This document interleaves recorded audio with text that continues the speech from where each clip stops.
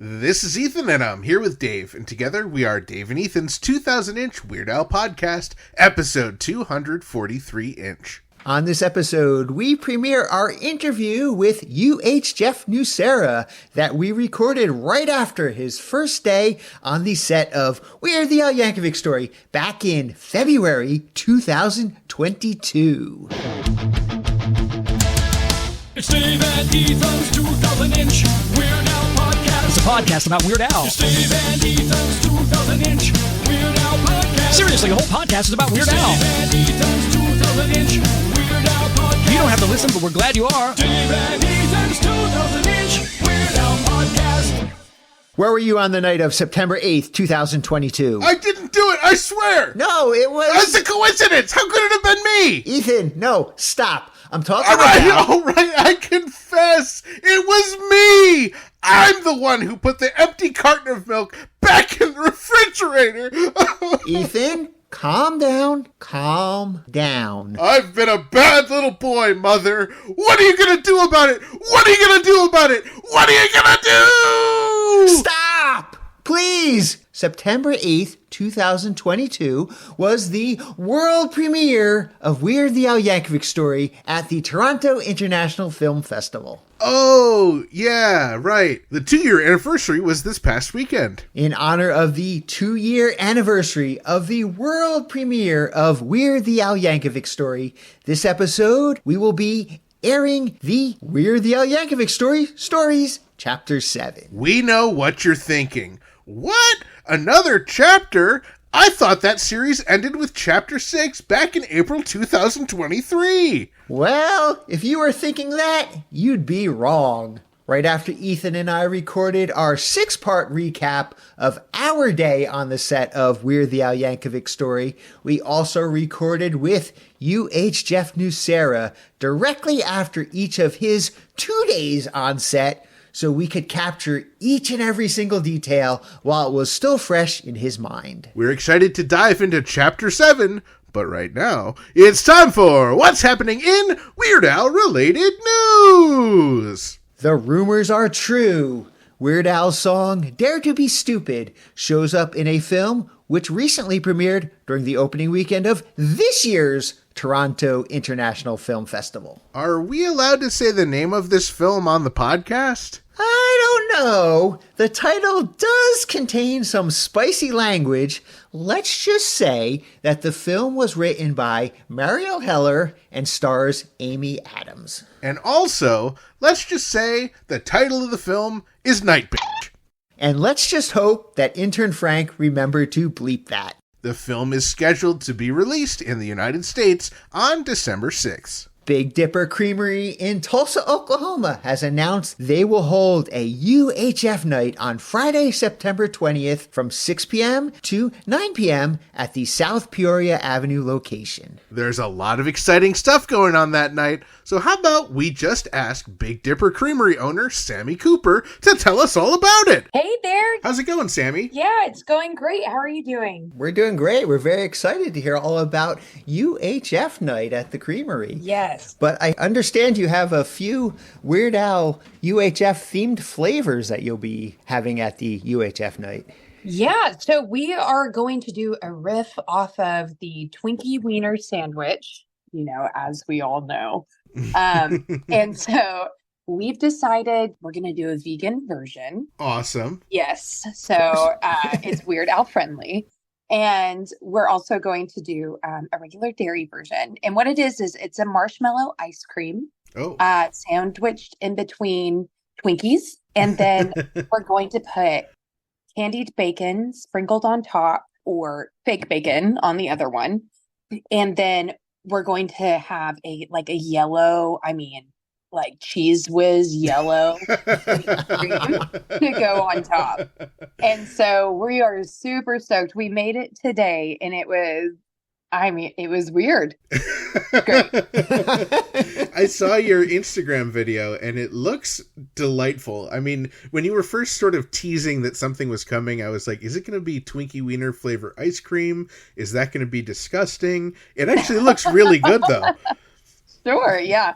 Yeah, we wanted to take something that's, kind of sounds disgusting and turn it into something absolutely delicious. That is so cool. Now, have you actually ever tried a real Twinkie Wiener sandwich? Okay, so me and our staff, we are going to do it. We're going to do it. We're going to have a video. Oh, great. We're going to dip it in milk. We're going to do the whole thing. Awesome. Excellent. Can't wait to watch that. If you're doing UHF night, you have to do that. I'm so glad that you guys are doing that. Absolutely. For authenticity's sake.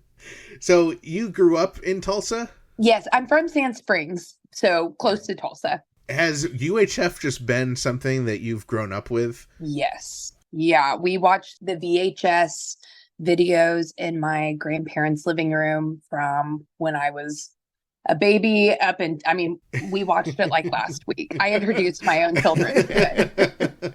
That's amazing. So UHF night is happening on September 20th from 6 p.m. to 9 p.m. Central Time, and it is at your 3633 South Peoria Avenue location, which is your newest location. And you also have a special cocktail that you're going to be serving? Yeah, so we're going to do a blueberry daiquiri. And it's going to be, and we've got the little umbrellas to go into that. Yes. Yeah, so we are going to be on theme. We're all going to be dressing up. We'll have, virgin blueberry daiquiris, and we'll have the regular version as well. But we're going to make a blueberry lime sorbet. Ooh. And turn it into a cocktail. How cool. Yeah, I'm totally stoked. Now, the Twinkie Wiener Sandwich Ice Cream Sundae and the Blueberry Daiquiri, that sounds great. But the thing that's making me check pricing on flights to Tulsa is there is going to be a very special vehicle on premises that people will be able to take photos with. Yes. Okay, so this was my grandpa's car. It's a Nashville Metropolitan. It is in mint condition. We call it cocoa because it's different variations of brown. Okay. So beautiful. And it stayed in my family, and it's a show car. So we go around and they put them in antique car shows. So it's going to be there, and it's got a UHF license plate. We are ready. So we're excited. So just to be clear, Sami, this is the actual 1962 Nash Metropolitan that is used in the film UHF. Correct. That's correct? Yes. And so Wow. my grandpa, Papa Lee Blair, he was amazing. And he actually had to show Weird Al kind of how to use the car. So they got to sit in the car together. And, Al he's tall, and the Nash Metropolitan is very compact. So my papa he kind of joked about that a little bit. That's amazing. Do you know the story on how they got connected to have this car in the movie? From what I hear, the producers, they were looking for a car, and my papa had several that he had in rotation at the antique car shows in town. He was pretty well known for having amazing cars. Okay. And so they looked at them, and then they saw Coco, and they're like, that's the one. Obviously, that's what Weird Al needs to drive. Yeah, that's what he needs to drive. It's it's beautiful, but it's also kind of clown carish, just a little bit. Yeah. It's awesome. Yeah, it is the perfect car for Weird Al, a.k.a. George Newman in UHF, to be driving. I wouldn't imagine him in anything other than a 1962 Nash Metropolitan. 100%. So is it something that you can drive? Yeah. Oh, yeah. Will you be driving it to the creamery? Not me. My dad. Okay. Yeah. He is very particular. So no, I don't get that. I don't get that option. Okay. Understood. Yeah. Hopefully there's a rule, no Twinkie Wiener sandwiches in the Nash Metropolitan. Oh my gosh. Yeah. He would follow up behind people even on set with his rag and would just get that thing out. That is incredible. And Yeah. I am just so bummed that I am in the Northeast and September 20th is just not going to work for me, but I really hope that our listeners and other Weird Al fans come out in droves to UHF night, September 20th at the Big Dipper Creamery in Tulsa, Oklahoma, the South Peoria Avenue location. And Sami, what a incredible event that you're putting on, and what an incredible story to have the actual car from UHF in your family. Yes, we are so excited to celebrate the absurdity of UHF, the authenticity and the creativity of it. We're stoked. I highly recommend that even if people can't make it out, they should check out your Instagram page to see the Twinkie Wiener sandwich ice cream in motion. There's a great video you guys have up there, and I'm sure more stuff will get posted as you get closer to UHF night. They can follow you Big Dipper OK on Instagram, and you're also BigDipperOK.com. That's correct. Thank you so much. Thanks again to Sami Cooper for joining us and telling us about that exciting event and her super weird family car. If you're able to attend UHF night at Big Dipper Creamery in Tulsa, please let us know all about your experience by calling 347-SPATULA. This episode is brought to you in part by vegan burrito restaurant Burrito Burrito, home of the 2-pound double wrapped in a quesadilla, Burrito Burrito, and Wizard Burger in Albany, New York. Come on down to Burrito Burrito and Burrito Burrito, your Burrito Burrito, and Wizard Burger for mouth-watering, loaded, dare I say beefy, vegan burgers. From Albany to Uranus, Burrito Burrito and Wizard Burger feed the hungry with out-of-this-world, plant-based, real food, always vegan style. Visit burritosquared.com and wizardburger.com to order ahead. We have some sad news to share. Beloved actor James Earl Jones passed away on Monday at the age of 93. James had a remarkable career playing a slew of iconic characters, including voicing Darth Vader in Star Wars, and of course, Weird Al mentions Darth Vader in both Yoda and The Saga Begins. And on the mind of most Weird Al fans is that, of course, Weird Al's Broadway debut as the producer in Gutenberg the Musical occurred at the James Earl Jones Theater. From all of us here at Dave and Ethan's 2000-inch Weird Al podcast, Gil and chill in peace, James Earl Jones. Attention Salt Lake City, Utah Weird Al fans! There will be a Weird Al tribute and polka party happening on Thursday, October 17th at Metro Music Hall. According to the event page, they will be celebrating 65 years of Al, covering his greatest hits. Now that's a little curious, since on October 17th, Weird Al will only be 64 years, 11 months, and 24 days old. I'm guessing that the event will be 6 days long, culminating on Weird Al's actual 65th birthday on October 23rd. Yeah, maybe. Anyway, if you do plan to attend, we'd love to hear all about it, so be sure to leave us a review by calling 347-SPATULA. For tickets and all the information, head on over to 24tix.com and search for Weird Al.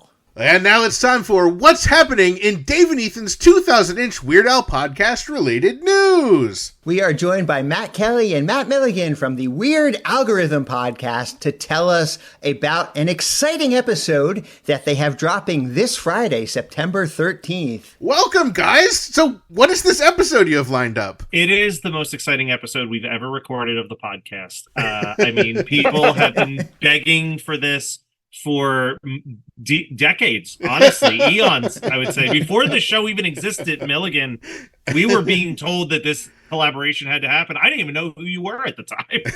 No, this is the culmination of a lot. Yeah, no, we're very, very excited. We're talking phony calls. And we don't even have a guest. It's just the two of us. We just wanted to come on Dave and Ethan's show to talk about it. No, Matt Kelly, don't lie to the people. Who is our guest? Our guests are Dave and Ethan from Dave and Ethan's 2000-inch Weird Al podcast. What? Oh my goodness. Wow. That is the craziest coincidence that we're announcing it on this show. I do want to give a very quick warning, though, to the listeners of Dave and Ethan's podcast, because you guys run a real clean show around here, and I love and respect it. But I definitely pulled some audio clips from some prank calls from the 70s, so I would just say, if you're going to dive in there, be wary of who's in the car. Some spicy language, perhaps, on the Weird Al-Gorithm. Language, yeah. Well, people will go in fully warned, I'm sure, and I can't wait for people to listen to this collaboration. And, you know, for anyone who's listening to our podcast right now, who's never listened to the Weird Al-Gorithm podcast, give us an elevator pitch real quick. I would say that the Weird Algorithm podcast, while being a Weird Al podcast, is very different than a little bit of what Dave and Ethan do, because Matt and I tackle every single song in Al's catalog from two like die-hard encyclopedic knowledge of music history nerds, and really kind of analyze things. And we try to make our own assumptions and predictions of why Al does things that he does in a musical language, in a lyrical language. I definitely think it is like the music theory nerd version of a Weird Al podcast. Yeah, I think that's a good way to describe it. We also like to get into like the pop culture of what's going on at the time. So naturally with phony calls, we talked about how prank calls were so huge in the 90s. We get to talk about The Simpsons a lot, which is really fun. And yeah, it's usually about like the sort of moments in time and all the pop culture references around, you know, Al's work and what makes it all feel so, you know, like vital to our culture. Yeah. It's definitely a podcast where you will hear some really hot takes that kind of sort of make sense in a weird way. I don't want to spoil too much here, but the episode after your guys' episode, I try to connect the dots that Night That Santa Went Crazy is inspired by the O.J. Simpson trial. And I think I make a compelling argument for it personally, if I must say myself. That is a really good teaser, Matt Kelly. I'm on board for that. I'm with you. Oh, man. Well, Dave and I had so much fun recording with you guys. So we are so happy that you were able to pop in and say hi to us and let us know this episode of yours, Phony Calls, featuring Dave and I, drops on Friday, September 13th.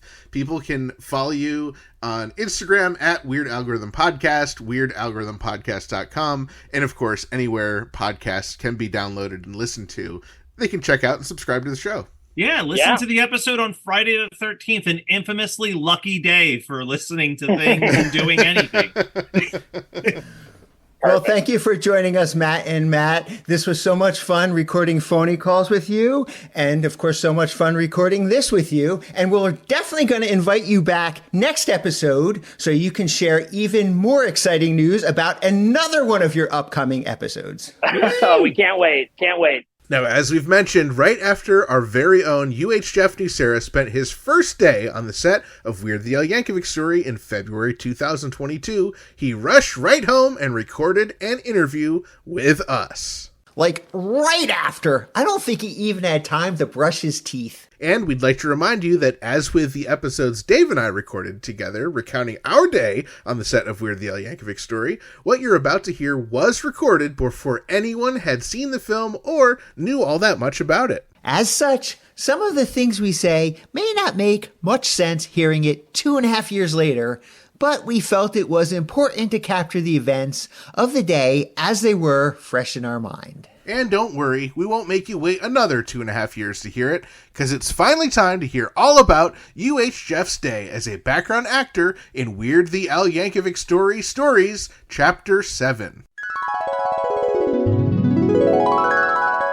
Jeff, a.k.a. UHJeff, welcome. Hi. Thank you. Thank you for having me. Yeah, so this is exciting news. We found out that you also have a part in the movie Weird Al Yankovic Story. That's really exciting. I was very excited to hear that too. Yes. So why don't you tell us a little bit about how that came to be? How did you get involved with Weird Al Yankovic Story? I was dropping off a very special package to Al before Christmas, and he mentioned the film, and it had not yet been announced, and he let it spill, and he was talking about it a little bit and said, you know, you can come, you know, feel free to come visit the set when we start shooting. And I was like, I will take you up on that for sure. And of course, as they were gearing up to film, I reached out to him and just said, hey, if that offer is still valid, I would love to take you up on it. And he said, yeah, just wow. Arrange it with Jay. And perhaps we can even arrange to get you some extra work. Wow. And I was like, what? And so the next thing I knew, Jay was putting me in touch with the casting folks for the background actors. And that's how I came to be in Weird the Al Yankovic Story. That's amazing. Now, Jeff, when you're Yes. dropping off this secret package to Al, and he tells you before anyone knows that the new movie is coming out, does he like look around before he says it, or like how cautious was he before spilling the beans? He did not look around this time, but I will say that when he told me years ago about the Hamilton polka, we were in a parking lot, and he did do a look to the left and a look to the right, and he was like, "This is a secret," and I was like, "Okay." Oh, and I guess before we go any further, I just want to point out, Jeff, we're recording this with you, very soon after you recorded your part. So they're actually still in production of the film. So we're going to discuss stuff. None of us have seen the film. We only have limited knowledge. So we're just going to discuss everything that we can and everything that we know. But obviously, we haven't seen the film. So we don't know what is in or didn't make it in, that kind of stuff. Correct. And I will say that after seeing what I saw, I'm more confused now than ever, and also more excited. Oh. Well, I'm confused and excited as well. I can't wait to hear all about it. But I got to ask you, Jeff, you now know this secret. At the end of last year, you find out about this movie that hasn't been announced yet. Just how do you keep that as a secret? That's crazy. I mean, your head must be exploded. I mean, I called TMZ and they just thought I was making it up. So I don't know. No, I really was. I'm sort of too scared to spoil things or to let a secret like that out. So wow, it's fear that keeps it inside of me. Now, Jeff, Dave and I are keeping our appearance in the film a complete secret until it comes out. Are you doing the same with your appearance? I mostly yes. I mean, Okay. I've told a few select friends. Yeah. Just because I'm really, God, I'm really bad at keeping like personal secrets. I have like no boundaries, and so I had a little bit of a panic attack when I found out that I was going to be somewhere in the movie, and just had to like vomit it out all over some people. Well, I can't wait to see it. I can't wait to see if you make it in. Are you in a spot, and maybe you'll tell us this as we discuss the day, but do you think you're in a spot where we'll see you in the film? I think so. I mean, we shot a couple of things, and the possibilities are endless, really. But I don't know. Okay. I was among about 30 other background actors. I was also told we are not extras; we are background actors. Okay. Oh, okay. One of the other extras told me. Background actors. Sorry, oops. I thought it was an interchangeable term. Is there an actual difference? I know you're in the film industry, Jeff. I'm in the unscripted TV industry, so I don't know anything about any of this, which will become very clear as we go deeper into this day. Just bumbling around like a fool. Yeah, I'm excited to hear all about this. I mean, I don't know where to start. I guess let's start with maybe the email after when Jay Levy puts you in touch with the casting area. What happens next? So what happens next is I eventually got an email from the casting associate named Amir, who was very nice, and basically I got the. They're a very COVID respectful set, so there was testing days that I could go and get tested before my shoot, which was Wednesday, February 23rd. And so I had to get tested the day before or the Monday before, and so they sent me that info. I got tested, thankfully negative, and Right. then I emailed Amir the day before the shoot and said, "Hey, I got my negative test. When do we, like, where do I have to go?" Where, Oh no! They didn't tell you where to go. No, because it was like noon the day before, and I was like, Oh, wow. I have not heard anything yet. Well, I know for Dave and I, they were very specific about like wardrobe and what type of background actor we were going to be. Being bikers. Did they give you any of that info, or was this the night before and you had nothing? No, night before I had nothing. So Wow. about Oh, wow. 7:30 p.m. I got word that I was going to be in 1984 Miami and to dress appropriately. And I was like, it is too late for me to get anything from the 80s, I think. And I had to be on set at 8:30 the next morning. So I was like, oh no. So I kind of raided my closet and sort of hoped for the best. And I brought I picked out a few options and just, crossed my fingers. And they did say in the email that they would have items if need be. So I wasn't super panicked about it, but I was kind of just like, oh man, I wish I could have gone out and found some weird and wacky things. Right. Yeah. Just wanting to give all I could. Dave and I had to report to the LA City College. Is that where you had to report to, or was there a different spot? No, they shot. They were shooting in Pasadena, which is just 2 short miles from my house. Oh wow! Which is very, very convenient for me. Not so convenient for probably anyone else, but for me, I was very excited about it. And so they had us go to the Pasadena Civic Auditorium, which is, they have concerts there. I've shot a few TV shows there. I did a season of America's Got Talent that shot there. I did a series called High School Musical: Get in the Picture. Big hit. Everyone's very aware of it, I'm sure. Nope. Definitely wasn't canceled in the middle. But we shot our finale there that no one watched. So that was pretty cool.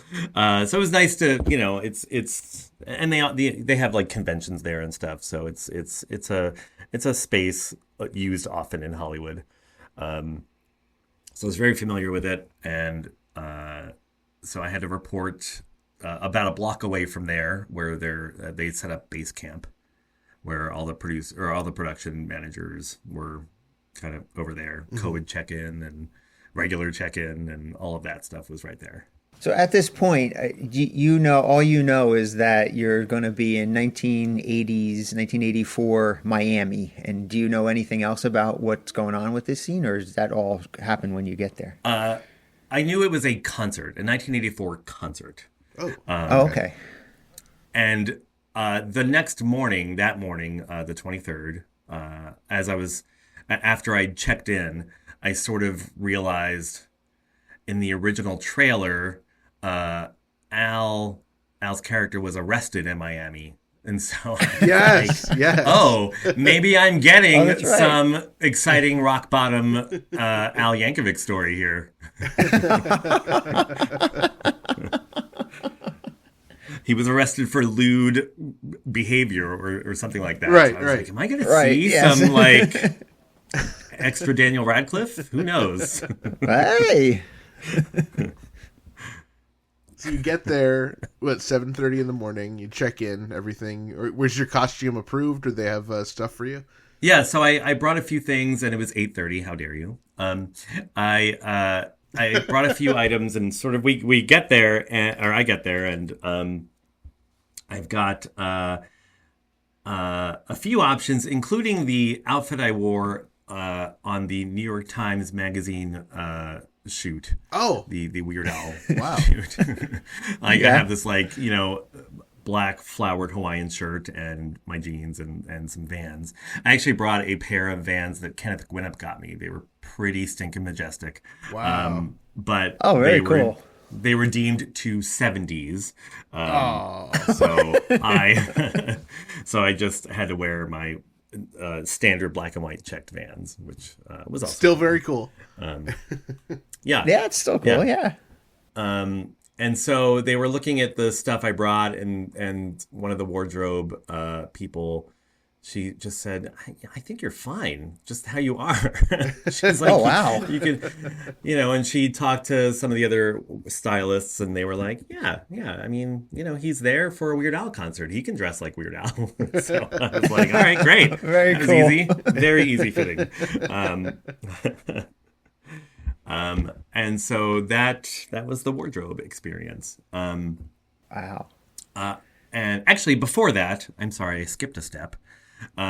Before that, I'm checking in with the production team, and as I mentioned, I am, I work in unscripted television and film, and I don't ever.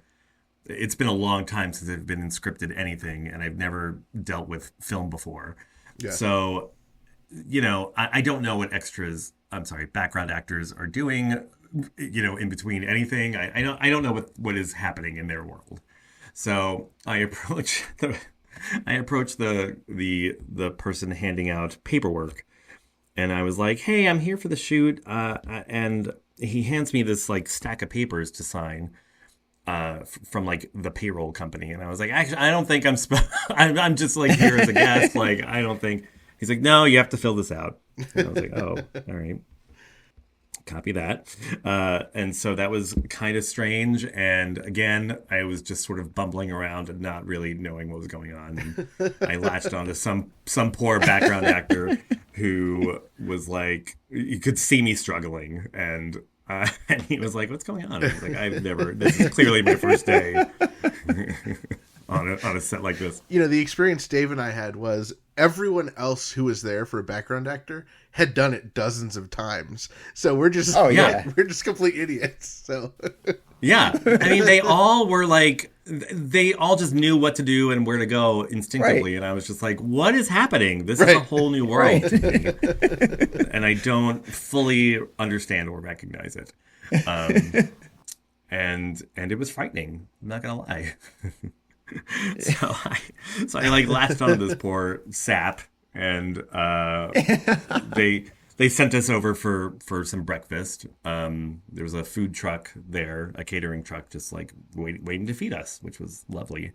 Wow. And while we're in line, he nudges me and goes, I think that's Al over there.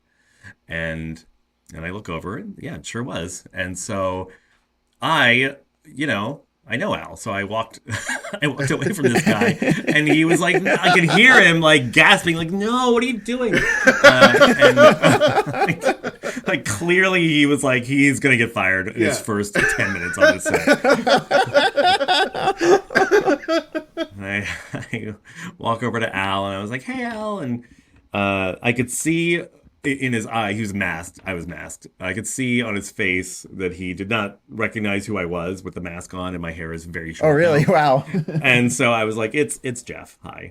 And he's like, "Oh, I didn't recognize you." And so we were talking, and I just was like, I thanked him for having me, as part of this, and he was just so excited, you guys. Like the look of joy in his eyes was like infectious. Like it really was so awesome to see.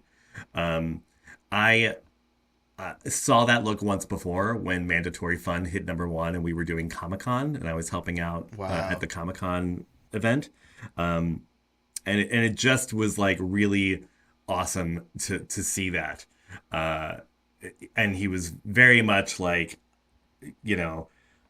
he kept almost telling me things about guest stars and people who were on set and stuff that's happened so far. And he kept stopping himself. He's like, "I just want you to be surprised." And I was like, "Okay." And he said, and I guess time will tell if this happened, but he was like, "I really hope that this thing gets a theatrical premiere at least, even for just a week." Oh, I would love that. In addition to Roku. So it'd be incredible, yeah. Oh, I really hope so. Fingers crossed that happens. Because he was just saying, "I really want to see this with an audience, and hear the reaction," because he is just over the moon for this, and so am I, obviously. And so are we. I mean, obviously, this is the greatest thing to happen. Yeah. Oh my God, I know. And he was going on and on about how great Eric Appel was, and it was very nice to see the pure pleasure that this experience is giving him. Oh wow. And as we all love Al, we all want the best for him, and this is up there, it seems. I'm very excited. Oh, that's so great. Yeah, it's so happy that Al's excited about the film. Yeah, and that he shows that excitement on his face. That's great. Glad you got to see that and share that moment with him. Yeah. Yeah, it was really sweet. And he just was, he was really, really excited. And he was like, "Oh, are you going to be here tomorrow?" And I said, "No." He was like, "Oh, it's an awards scene." And he said, "Suzanne will be there." And I was like, "Oh, I'm sorry, I'll miss her," Oh, cool. But rats. All right. And so and then I walked back to the background actor who was like, "What was that?" I was like, "Oh, I that's why I'm here, actually."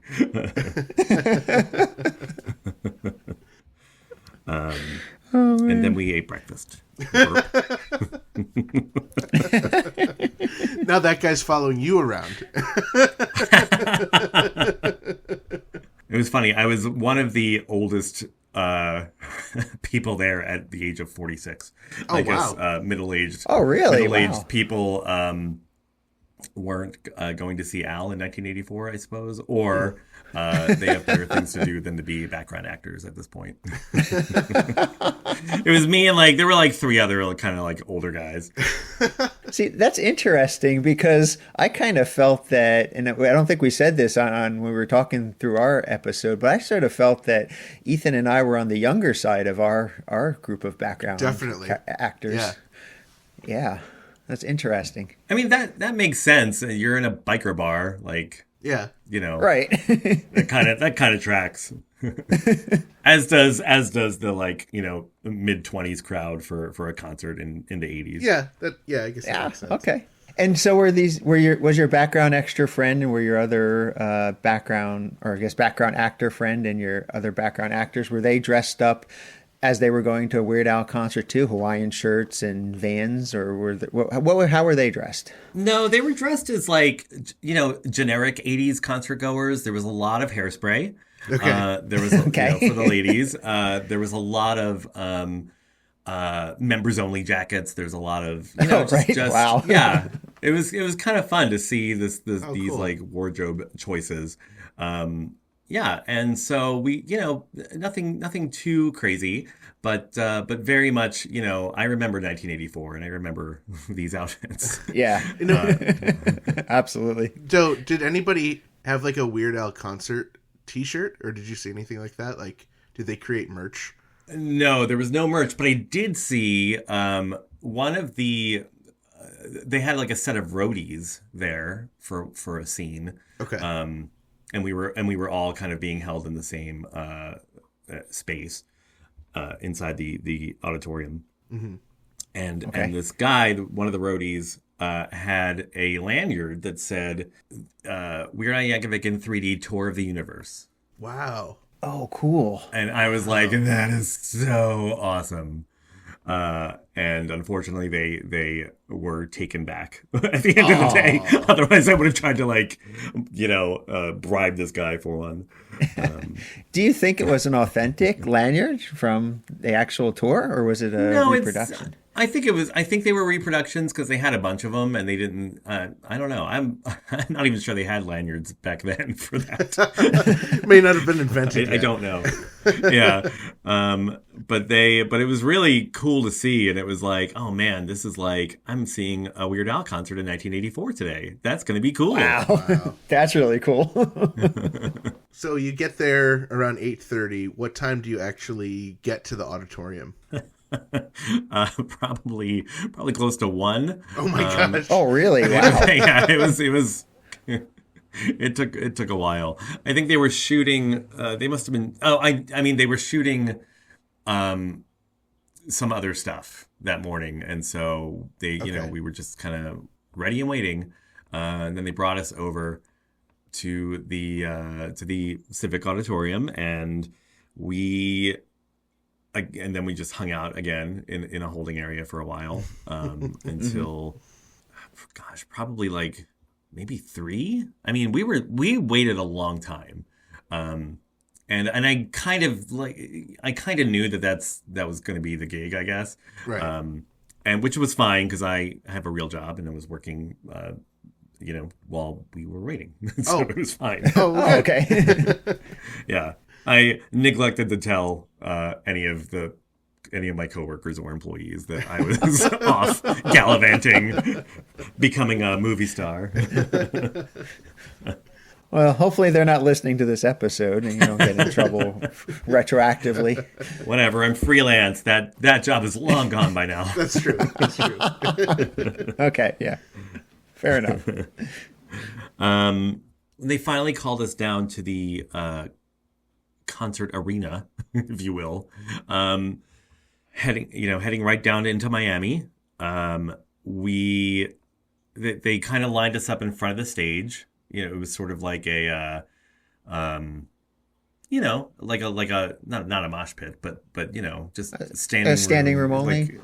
Standing right in front of the stage. And they shot a couple of rounds of us kind of just cheering and pretending to watch and whatever. And then I got my first glimpse of Daniel Radcliffe. Wow. Oh, cool. Yeah. So what was your first reaction to getting to see Daniel Radcliffe?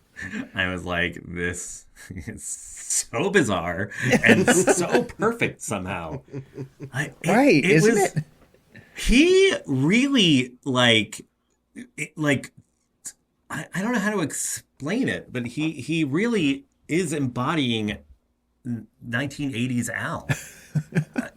I mean, I'm sure you guys saw it in your experience. It was really weird and great. Like he just leaned all the way into Alness. Oh, that's cool. Right. I don't know how much of that we got because he was just Al Yankovic, I think, during our scene and was deemed Weird Al after our scene. So he definitely played a more timid, kind of nervous Al. Oh, very interesting. Okay. Yeah. Oh, that's very cool. That's really funny. Oh, God, I can't wait to see this. I can't wait to see him be real Weird Al. I know. Yeah. I'm excited. Yeah. So we had the scene we were watching is it's the, like I mentioned, it's the rock bottomness of Al. It's when he it's referenced in the trailer. Yeah. So he comes out and he is singing. He's coming out to perform Like a Surgeon. Okay. Which was if it's the tour of the universe. Yes. So there's some. Yeah. Hold on a second. There's some. Time maybe doesn't matter in this movie. Okay. Which it's a fake biopic. Why should time matter? I guess. Okay. Right. Yeah. Of course. But yes. So we're in 1984 and I'm watching Like a Surgeon, and there are background dancers in cone bras, which also really of the wrong era, like completely. And so I was like, okay, we're just all right. This is what we're doing. Got it. Now is Weird Al up there with his band? Are the band up there too? The band, yes, the band members are up there performing or miming the performance, and it was interesting because the song. Or the track that Daniel was performing to was the vocals were re-recorded by Al to sort of match some stuff that was going on during the song. Oh wow! I mean the lyrics were the same, but he pulls out at one point while his character is going down the tubes, and so. There's a scene where he sort of stumbles off stage during the song, and a thing happens off in the wings that I did not see, but then he comes back out. And so while he's off stage, there are no lyrics happening. Oh, really? Wow. So then he comes back out, and the lyrics pick up again. And Daniel was, it was Al singing, and again, it was a new vocal track. But Daniel was singing along, which was really cool. And so I'm wondering if they are having him kind of re-record these songs for this film, which would be really cool. Yeah, that was the impression that we got, because they were playing I Love Rocky Road, but the instruments didn't come in until a little bit later. It was just Al and accordion, and then the drums came in, then the guitar and bass came in. So Ooh. I'm really hoping we get a soundtrack, or at least I hope that there will be an opportunity for us to hear these new versions in their entirety. Yes. That's right. Yes, please. I would love that. And it was funny, they did a few takes of this, and just seeing Daniel kind of off in the wings before he came out on stage, just like jumping up and down and like getting his energy up. It was really like he's super into it. And he was very... It's so great to hear. Yeah, he was very sweet, kind of talking to the audience, like, I'm going to be looking at you very uncomfortably during the song, like making eye contact. And so we were, all very into it. And so the Like a Surgeon was the original arrangement of the song, not the like, weirdly enough, not the Cone Bra version that Al whipped out. Right. After, but the Cone Bras were there somehow, and so it was funny to watch. I mean, and it is like, how do I phrase this? The dancers were the dancers and Al, or Daniel, as Al. Right. It's very confusing. They were all. It's not a thing that Al would have done in his shows, I think. How's that? Oh, okay. Like they were a little, it wasn't like raunchy by any stretch, but it was like, we're pushing some envelopes. And I was like, wow, all right. I'm into it, by the way. Oh, wow. Like they were male dancers, I'm not going to lie. I was super into it. Oh, wow. Okay. And so, so I was like, oh, okay. We're over here now. All right. I like it. And again, it wasn't like filthy or X-rated or anything. It was just like, oh, okay, this is a little, a little on the edge, like towards the edge. Yeah. It wasn't even on the edge, Okay. but it was just, near the edge. Okay. Jeff, where were you in the audience? If somebody, and we haven't seen the film yet, and we don't know, if you're going to show up or where you're going to show up in the film, but where should we be looking out in the audience for you? Well, this is the thing. I from what I understand, they were shooting a few. They were shooting us kind of head on, and the intention is to like kind of copy and paste us throughout the background. Oh, okay. There was a green screen behind us. Oh, wow. Okay. Well, because there's only 30 of you, right? Yeah, there were 30 of us. Right. So in real life, I was kind of off to the stage right a little bit. So I'm not sure that I was like in the lens line or not, but So you were on the gym side of the audience. I was on the gym side of the audience. Yes. Okay. And so you'll see a flowered shirt maybe, but I was right up front. I mean, I was like right in front of the stage. So Wow. maybe. Oh, okay. Yeah. And so that portion of the concert ends. We go back upstairs to the holding area, and I can hear they're kind of doing some other stuff. They're shooting some other stuff, and you can kind of hear the track booming through the floor, which Yeah. I was like, Oh, really? yes. Yeah. And then one of the coordinators or whoever came in and said, it was really cold in the room, and said that we could go back into the auditorium on the balcony if we wanted, because it's a little warmer in there, which was not the case. But we all went in because I was like, I want to see if they're shooting more stuff, Right.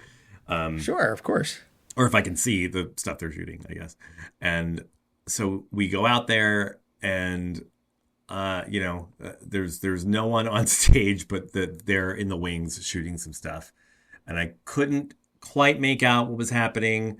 I couldn't hear what was going on, but I could see Al at the Video Village, kind of off in the corner of the theater down below, and after the takes, he would just be cracking up. Like I could hear his laughter just echoing throughout the auditorium. Oh, I was like, awesome. man, this is so exciting. It's killing me. Oh man. Yeah. So then, so I think that they were shooting the stuff that was happening when Daniel kind of ran off stage, or stumbled off stage, I guess, in the wings. And then, so then, what else? So he was during the song, during the performance, he's falling apart a little bit, and then gets kind of carried off by the dancers because he is Oh, wow. apart. And Okay. so we're at rock bottom with Al here. And then they bring us back into the auditorium a little bit later. It's probably 9-ish by now, 9 p.m. So we've been there for quite a while. Wow. Yeah. And It's a long day. Wow. and it's funny. This is where the background actors were like, "Oh, we're getting a meal penalty now, and we're getting overtime now." And when we walked into the theater, there was like stage fog. And they're like, "We're getting a fog bump. Oh my God." Like, I don't know what any of this means, but I'm very glad to be here, I guess. And are you in the union, Jeff? I am not in any union. Yeah, so you didn't get any of that nice bump, as Dave and I didn't either. Oh, gotcha. Okay. So yeah, I don't know anything about any of that. So I don't know. So you guys already got your checks. Got it. Okay. My experience, again, very limited, and it's only behind the camera. So this was a completely new, strangely uncomfortable episode for me. At some point during the day, I did meet another extra. I think her name was Allie, and she was an attorney on the production side of the film. Oh, wow. Yeah, for the production company itself, not for like Al or Eric, but the so I was like talking with her a little bit, and she was like, "Yeah, I've never done this before either." So cool. We were just like kind of like, I don't know what's going on here. That's fun.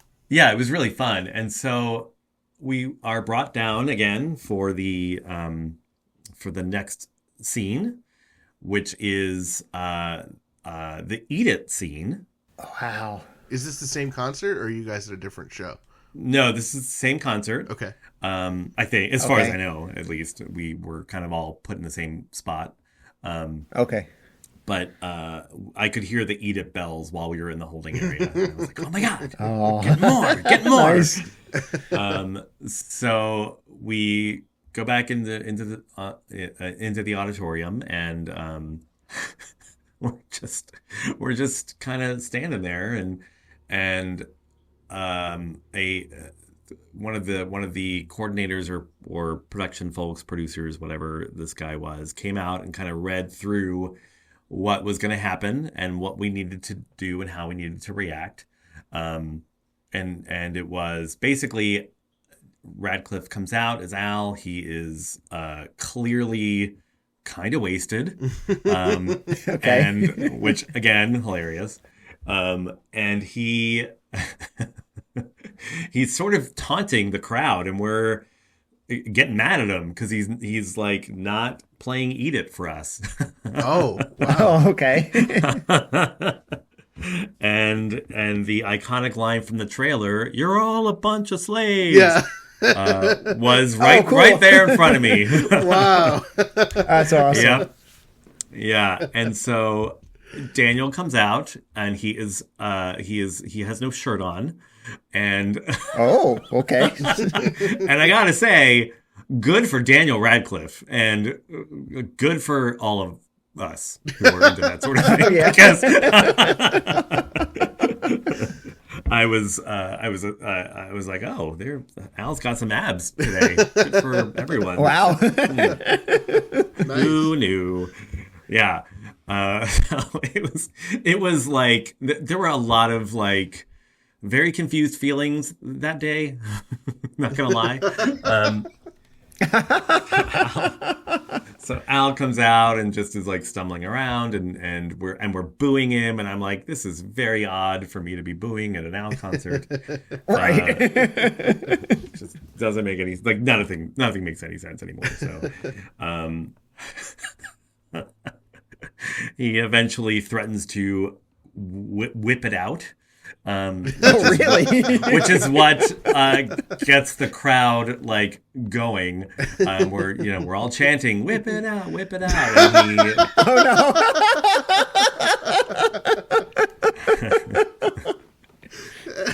Oh and he whips out his accordion. Lewd, too lewd. Yes, and then Oh, boy. and then he gets arrested. So Wow. What does he get arrested for? Yep. I'm unclear on that. Okay. I didn't see what was happening off in the wings, and I'm not sure like what prompted the cops to get there. But he got arrested. Interesting. So he's up on stage, and I guess there's some police officers that come out and handcuff him or carry him off stage, or how's that scene play out? Well, since you asked, they run out and they tackle him. And there was a stunt double there. Okay. Oh, really? Yeah. Stunt double and a pad for the accordion to fall down onto because he had to it flies out of his hands. Wow. Which was like the scariest part for me, at least. I was like, oh God. Wow. That's crazy. Yeah. So they did that a few times, and then we're brought back upstairs. And a few of us are released. I was one of the lucky ones that was not released. Nice. Okay. Good. They had one more scene to shoot. And so we were brought outside. Again, it was freezing, especially for LA. It was like really cold. It was probably in the I'm going to say it was in the 50s, which I understand. We're in the middle of February, and that's not cold in real life. But out here, it's cold. That's t-shirt weather in New York. For me, at least. I know. I was like, oh, nice balmy 50 in February. That's great weather. But burr. And so we were kind of brought outside to sort of to a scene where there was a bunch of press waiting for Al to be sprung from the big house. Okay. Okay. Yeah. So this is after the arrest. The press is out there hounding and waiting, and Al and his girlfriend Madonna are come out of the jailhouse because obviously that's how that happened. And that was my first glimpse of Evan Rachel Wood as Madonna. Oh, how did she look? Wow. Fabulous. I almost swore. I'm very sorry. But she looked great. Hilarious. She was so funny. And just so they come out of they come out of the doors of the police station, and which Hollywood Magic was just like the side door of the theater. Okay. Yeah. And so like there's a bunch of press, they're flashing their cameras, and I played a fan, or just like a looky-loo, I guess, kind of just peering over the shoulder of a camera person. Okay. Yeah. Oh, wow. So same outfit. Same outfit, yes. And okay. And so, Al is coming out, and she has like a jacket draped over him, and they're heading to the 1980s era limo that is waiting for them. Wait, so very cool. Madonna is not hiding. They're hiding Al. She's trying to just not even hide him, but just protect him. Yes. Right, I love that. Yeah. Because Al is so a bigger cool. star than Madonna in my world. Yes. So yes. Yes. and in this world. So the jacket's draped over him because he's like still shirtless. So Okay. you know, it's not over his face or anything. It's just, you know, over his shoulders. Oh, okay. And Gotcha. she's just like, leave him alone, or whatever the lines were. I kind of don't remember because I was like delirious by then. We're in like hour 13. And but yeah, she puts him in the limo and vogues a little and then gets inside. Oh, that's hysterical. It is, you know, it's very that scene in the trailer where she says, "You're an alcoholic," and she does that thing with her hands. Like I feel like that's going to be a running gag in the film now, based on what I just saw, and I am 100% there for it. Like that's amazing. So excited. And yeah, so they shot that a few times, and then we finally wrapped. It was a 14.5-hour day. Whoa, for that's me. crazy. Yeah. And I loved every second of it. I really did. Even the part where I got frostbite. Oh man. 50-degree frostbite.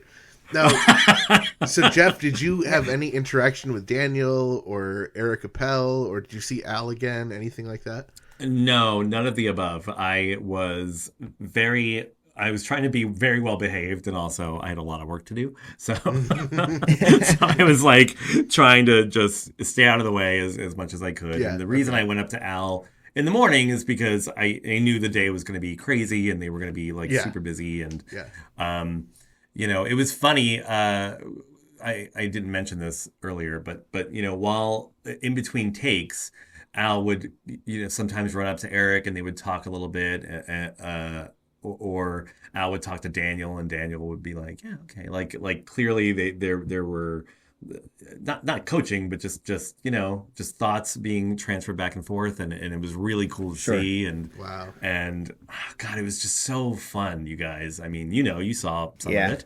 Oh, wow. It was really, really fun. Yeah. And so, yeah, couldn't wait to get home and get under a blanket and get under the couch and just warm up. Wow. Besides Daniel and Evan and Weird Al and Eric, did you see any other celebrities, people you would consider celebrities on the set? I did not. I saw... oh, okay. I saw trailers with names on them that were clearly going to be for the next day. Would you like to know those names? Of course. Yeah, of course. There was a dressing room for Coolio. Amazing. Yes. There was a dressing room for Prince. Nice. Okay, great. Probably the real Prince, right? Yeah, of course, yes. There was a dressing room for Diana Ross. Right. Oh, wow. Okay. Yep. And those were the dressing rooms I saw. Very cool. Very cool. Yeah. And what did you think of Bermuda and Jim and Steve? How did they look to you? Very, very pretty.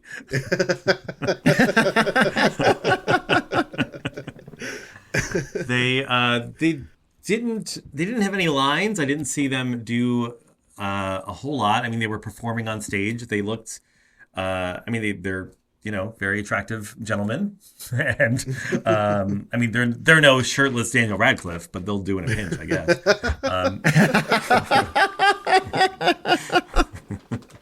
But they, yeah, I mean, they don't look like the guys at all. Right.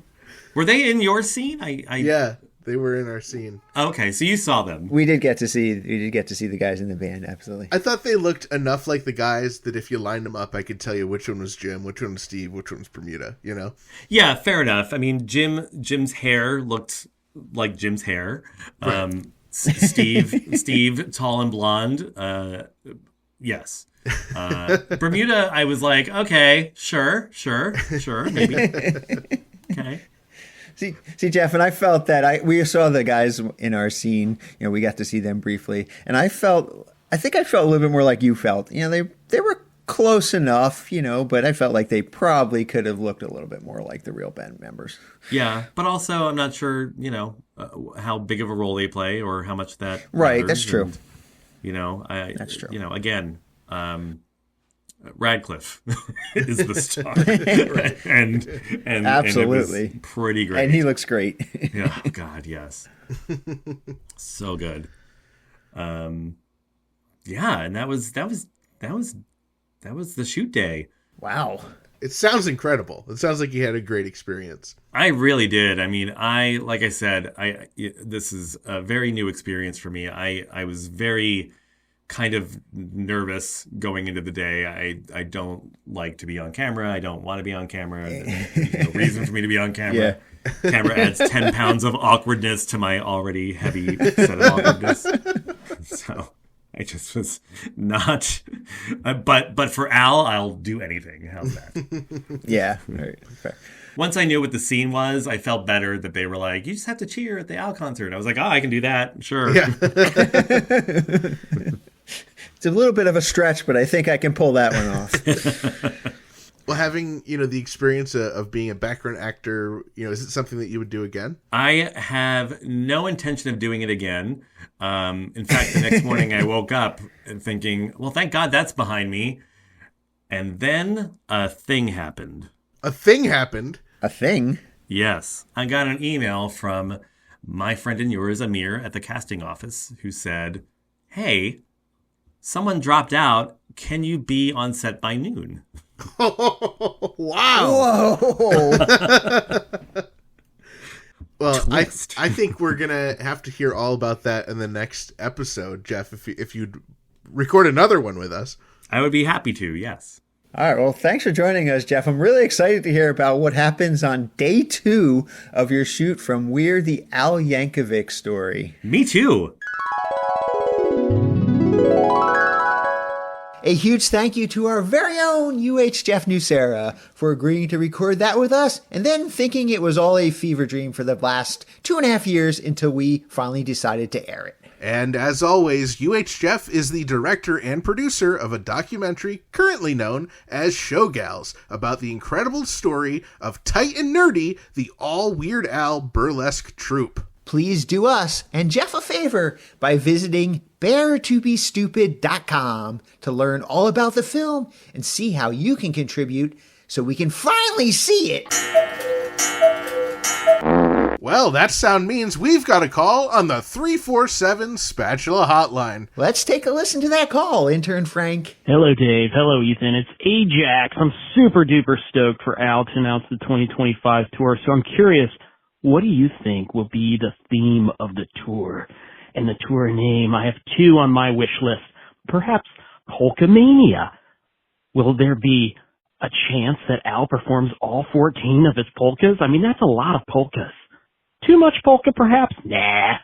With hits sprinkled in? Or how's about Dare to Be Stupider, the 40th anniversary tour, where Al performs Dare to Be Stupid in its entirety, with updated streaming-related lyrics for cable TV and the eye rolls and girls just want to have lunch. It'll be so memorable. And maybe sprinkle in some old-school food medleys, like the ones that contain avocado and chicken pot pie, all the rarities and favorites, and add in some new food parody snippets we haven't heard. Oh, my. It's just too much to think about, so I'm curious now. What do you think? Ooh, good question. Thanks for the call, Ajax. I'm sure whatever Weird Al decides to do on his next tour, whenever that is, I will be very happy with his choices. Oh, come on, Dave. That's too lame of an answer. Give us something good. Okay, fine. If I must answer honestly, I hope the costumes and video clips return on the next tour. Slipping through my pictures the other day and was reminded how much I really miss seeing Weird Al and the band dress up. And I also really hope that his parodies make a return on the next tour. I love Al's originals, of course, but I really missed seeing live performances of the parodies during the last tour. Dave, I definitely agree with everything you said, and I have my own wish list, which I'd like to expand on your ideas. Okay, let's hear him. All right, first of all, my number one wish is that the title of the tour is less than a paragraph long, because, Dave, you and I are going to have to say that thing 100 times every day, and it would be nice to just have something short and sweet, like Strings Attached. That was so nice and short. tour, wasn't it? Absolutely, for our bonus episodes. Please, Al, if you're listening, let's make it be a short tour title. The Weird Al Tour. How about that? You can have that, Al. So I also would love for Al to finally figure out a way to play some of the fan favorite songs that people have been asking for decades. I would love for them to play Everything You Know Is Wrong, Hardware Store, and Genius in France. I feel like so many people's bucket lists would be checked off by those 3 songs being played. I think that would be really cool. Yeah, that would be amazing if Al and the band can find a way to pull those 3 songs off. Now, you didn't say how long my wish list had to be, Dave. So next up, I would love to also have Al play some of the lesser heard parody songs. Stuff like Spam, The White Stuff, Girls Just Want to Have Lunch, eBay, Aisle Thing, Grapefruit Diet. Just not necessarily the blockbuster ones like Amish Paradise that got a video, but some of the, deeper cuts in the album. Yeah, that would actually be kind of cool if he went back and he did like one of the deeper cuts off of each one of the albums. I'd enjoy that very much. And Dave, my final wish is for Al and the band to play my favorite track from Off the Deep End. Oh, Smells Like Nirvana. That's a must. No, we hear that all the time. 10 Minutes of Silence. Well, my final wish is that every single show on the next tour is performed in my backyard. This episode is brought to you in part by Discover Darwin, promoting tourism in Darwin, Minnesota. Not only is historic Darwin, Minnesota beautiful, it's also bzzz. It has come to our attention that while talking about Bee Twine Honey Farm in Darwin, Minnesota, the past 2 episodes, we here at Discover Darwin have missed a very obvious bee pun. And by we of course mean intern Frank. Yes, that same intern Frank, as he is also our intern here at Discover Darwin. For the past 64 years, 11 months, and 24 days, we have been reminding you that you can learn more about Darwin, Minnesota by visiting discoverdarwin.biz. As such, intern Frank missed the obvious pun of replacing .biz with .bzz. We are embarrassed on behalf of intern Frank for the oversight. We should make intern Frank go back and edit the past 2 episodes, and every time we say .biz, replace it with .bzz. Why stop there? We should have him edit every single episode. We should have him edit all future episodes too. What a buffoon! So visit Darwin, Minnesota on your next bzz-worthy expedition.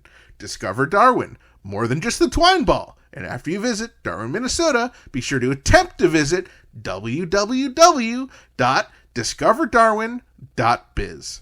Dave and Ethan's 2000H Weird Al podcast is brought to you absolutely free thanks to our incredible sponsors, Burrito, Wizard Burger, our very own Jackson Scoggins, Discover Darwin, and our very own Kenneth Crazy Ken Gwinnett. Our podcast is also supported by everyone else in our Patreon family, with special thanks to our very own close personal friend level Patreon supporters, Kev Messick, Zach Casper, Weird's Dream Date Nancy, UHJeff, Casey Killingsworth, Gus and Alicia, Matt T, Dana B and Beaker, Devlin, Ron, Blair, Ajax, Javier, Scotto Brothers, Zeb, Allison, Adriana Banana Yukovic, and also thanks to Robert, Sheepdog, David Grant, Maria M, Jake Larson, Adrian Vasquez, and everyone else in our Pretty Stinkin' Majestic Patreon family. If you enjoy our Pretty Stinkin' Majestic Weird Al podcast, as heard in the Weird Al Yankovic Story commentary track, please consider supporting us at patreon.com/2000inch. There are awesome benefits like getting your name on the podcast, your own private RSS feed, which gives you early access to each and every bonus episode, and the self-satisfaction of doing something important with your otherwise pitiful, meaningless existence. And don't forget to check out our official merchandise over at shop.2000inch.com. All proceeds from purchases go directly towards supporting our fine podcast. We love hearing from our listeners and other Weird Al fans, so be sure to join our Facebook community over at group.2000inch.com and make sure you visit our Discord server for even more riveting Weird Al and, of course, Red Rump the Goody related conversations.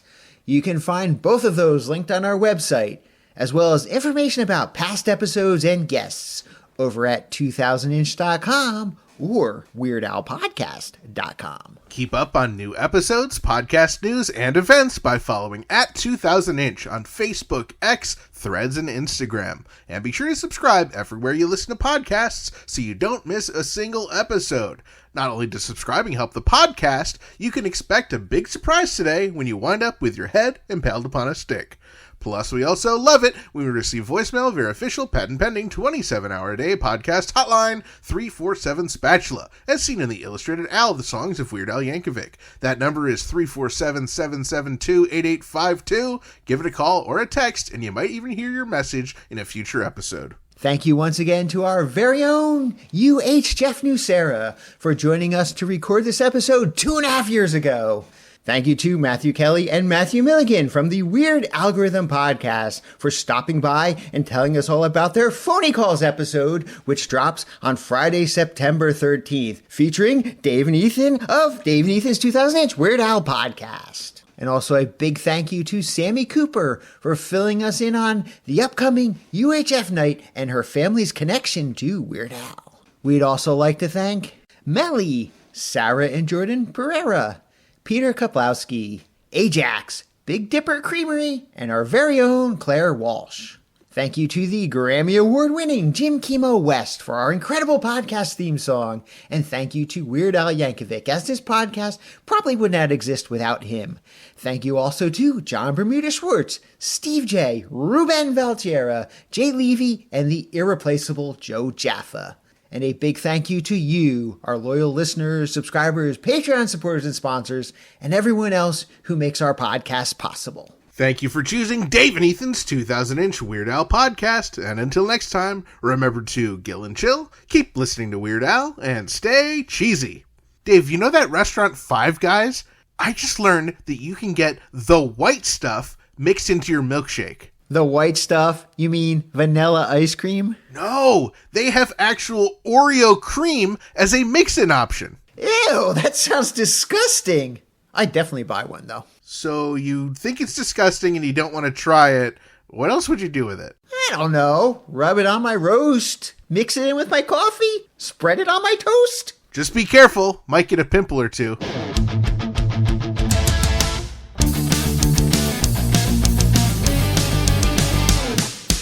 That was Dave and Ethan's 2000-inch Weird Al podcast episode 243 in. Aged like fine Twinkie Wiener sandwiches.